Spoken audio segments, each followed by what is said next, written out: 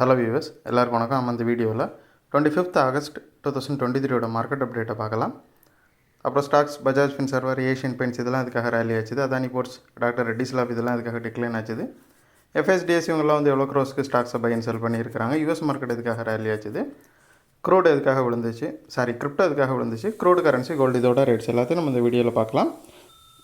இந்த சேனலை நீங்கள் சப்ஸ்கிரைப் பண்ணாமல் இருந்தால் மறந்துடாமல் சப்ஸ்கிரைப் பண்ணிடுங்க. அப்படியே அந்த பெல் ஐக்கானையும் கிளிக் பண்ணிங்கன்னா உங்களுக்கு டெய்லி அப்டேட்ஸ் தவறாமல் கிடைக்கும். ஃபஸ்ட் வந்து மார்க்கெட் அப்டேட்டை பார்த்துடலாம். நிஃப்டி பார்த்திங்கன்னா ஓப்பனிங் 19,297, க்ளோசிங் 19,265, 120 பாயிண்ட்ஸ் வந்து விழுந்துருந்துச்சு. சென்செக்ஸ் பார்த்திங்கன்னா 365 பாயிண்ட்ஸ் வந்து விழுந்துருந்துச்சு. ஸோ அந்த வீழ்ச்சிக்கு முக்கியமான காரணம் எஃப்ஐஸோட செல்லுன்னு சொல்லலாம். எஃப்ஐஸ் பார்த்திங்கன்னா ஏறக்குறைய 4,638 crore வந்து செல் பண்ணியிருக்கிறாங்க. ஸோ இதுவும் ஒரு முக்கியமான காரணமாக அமைஞ்சிச்சு. அப்புறம் ஸ்டாக்ஸ் வந்து பஜாஜ் ஃபின்சர்வர் வந்து 35 பாயிண்ட்ஸ் வந்து ரைஸ் ஆகிருந்துச்சு. ஸோ அது எதனால் பார்த்தோம்னா, நமரா அப்படிங்கிற குளோபல் ப்ரோக்கரேஜ் வந்து ஸ்டாக்கோட வேல்யூ வந்து டபுளாக அப்கிரேட் பண்ணியிருக்கிறாங்க. அவங்க என்ன சொல்லியிருக்காங்கன்னா, இதோட டார்கெட் வந்து 1815 வரை போகும் அப்படின்னு சொல்லிட்டு பைக்கால் கொடுத்துருக்குறாங்க. ஸோ அது ஒரு முக்கியமான ரீசன் பஜாஜ் ஃபின்சர்வர் ரேலி ஆனதுக்கு. அப்புறம் ஏஷியன் பெயிண்ட்ஸ் எதுக்காக ரேலி ஆச்சுன்னு பார்த்தோம்னா, அது லாஸ்ட்டு ஒரு 1 மந்த்தாகவே நல்லாவே விழுந்து ஒரு பையிங் பொசிஷனில் இருந்துச்சு. ஒரு பெரிய டிப்பு இருந்துச்சு ஏஷியன் பெயிண்டில். ஸோ நல்ல ப்ரைஸில் இருக்கிறதுனால கொஞ்சமாக ரேலி ஆகிட்டுருக்குது. அப்புறம் அதானி போர்ட்ஸை பார்த்தோம் அப்படின்னா, அதானி போர்ட்ஸ் வந்து ஏறக்குறைய ஒரு 8 மந்த் ஹையில் இருந்துச்சு. லேட்டஸ்ட்டாக வந்து ஜிகியூஜி பார்ட்னர்ஸ் வந்து இவங்களோட ஸ்டாக்ஸை வந்து பை பண்ணியிருந்தாங்க பிளாக் டீட்டில். ஸோ அதனால் இது வந்து ஒரு 8 மந்த் ஹைட்டில் இருந்துச்சு. ஸோ ப்ராஃபிட் புக்கிங் வந்து நடந்துகிட்ருக்கு. இப்போ புல் மார்க்கெட்டில் வந்து எப்போவுமே ஒரு ஸ்டாக் வந்து மல்டி மந்த் ஹையில் இருக்கிறப்போ அது ப்ராஃபிட் புக் ஆகிறது ஒரு நார்மலான விஷயந்தான். ஸோ அதுதான் நடந்துகிட்ருக்கு அதானி போர்ட்ஸில். அப்புறம் டாக்டர் ரெட்டிஸ் லேப்பை பார்த்தோம் அப்படின்னா, இது வந்து ஒரு 127 பாயிண்ட்ஸ் வந்து விழுந்திருக்குது. இது வந்து பார்த்திங்கன்னா அதானி போர்ட்ஸ் மாதிரியே டாக்டர் ரெட்டிஸ் லேப்பும் வந்து ஒரு 52 வீக் ஹையில் இருந்துச்சு. ஸோ வால்யூம் பார்த்திங்கன்னா ரீசெண்டாக வந்து கம்மியாக இருக்குது. ஸோ விச் மீன்ஸ் வந்து ஷார்ட் டேர்மாக அந்த ஸ்டாக்கை வச்சுருக்கிற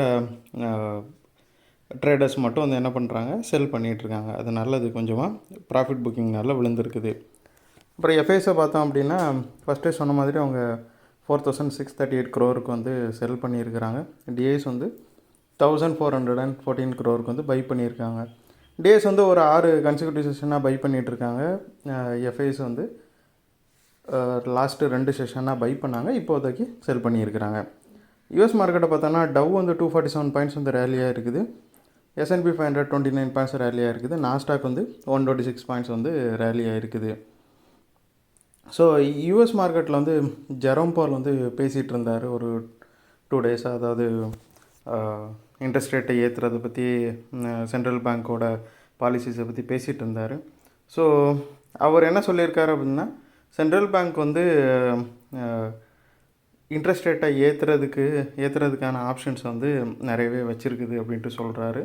ஸோ இன்ஃப்ளேஷனை பொறுத்து இந்த இயரில் வந்து நிறையா இன்ட்ரெஸ்ட் ரேட் ஏற்றுறதுக்கான சான்சஸ் அதிகம் அப்படிங்கிறது தான் சொல்லியிருக்கிறாரு. ஸோ இதே தான் அவர் வந்து வியாழக்கிழமையும் இது ரிலேட்டடாக தான் பேசினார். ஸோ என்ன ஆச்சுதுன்னா, ஆல்ரெடி வியாழக்கிழமை பேசினப்போ பயங்கரமாகவே மார்க்கெட்டு விழுந்துருச்சு. ஸோ லாஸ்ட் டேவும் வந்து அவர் அதையே ரொம்ப ஸ்ட்ராங்காக சொன்னதுனால மார்க்கெட் ஆல்ரெடி அவர் நெகட்டிவாக தான் பேச போகிறாருங்கிறத உணர்ந்து விழுந்ததுனால பெருசாக எந்த ரியாக்ஷனும் வெள்ளிக்கிழமை இல்லை. ஸோ வியாழக்கிழமை விழுந்ததுக்கு ஒரு 75% வந்து வெள்ளிக்கிழமை ரேலி ஆகிடுச்சு. ஸோ ஒரு 25% தான் கன்சாலிடேட்டடாக நெகட்டிவாக இருந்துச்சு 2 டேவோட மார்க்கெட் மூமெண்ட்டு. அப்புறம் கிரிப்டோவை பார்த்தோம் அப்படின்னா, பிட்காயின் 120 பாயிண்ட்ஸ் வந்து விழுந்திருக்குது. எத்தீரியம் 7 பாயிண்ட்ஸ் வந்து விழுந்திருக்குது. ஸோ கிரிப்டோ வந்து சைட்வேஸில் தான் மூவ் ஆகிட்டுருக்குது. முன்னாடி எப்படி அது ஒரு 29,000 வந்து சுற்றிட்டே இருந்துச்சு, அதே மாதிரி இப்போது 26,000 பக்கத்துலேயே கிரிப்டோ வந்து சுற்றிட்டுருக்குது. பெரிய மூமெண்ட் எதுவும் இல்லை. க்ரூடு பார்த்தோம் அப்படின்னா $1.12 per barrel வந்து இன்க்ரீஸ் ஆகி 84.48 இருந்துச்சு. க்ரூடை பார்த்தோம் அப்படின்னா, க்ரூடுக்கும் வந்து ட்ரேட் வால்யூம் வந்து ரொம்பவே டிராஸ்டிக்காக விழுந்திருக்குது. இன்டர்நேஷ்னல் எனர்ஜி ஏஜென்சி வந்து என்ன சொல்கிறாங்க அப்படின்னா, ஆயில் டிமாண்ட் வந்து 2.2 மில்லியன் பேரல்ஸாக இந்த இயரில் வந்து இன்க்ரீஸ் ஆகும் அப்படின்னு சொல்லியிருக்கிறாங்க. அதில் வந்து சைனா வந்து ஏறக்குறைய ஒரு 70% வந்து கன்சம்ஷன் பண்ணுறவங்களா இருப்பாங்க அப்படின்னு சொல்கிறாங்க. ஸோ இதுக்கு ரீசன் என்னென்னு பார்த்தோம் அப்படின்னா, சைனாவில் வந்து ரீசெண்டாக எக்கனாமி வந்து கொஞ்சமாக விழுந்துருந்துச்சு.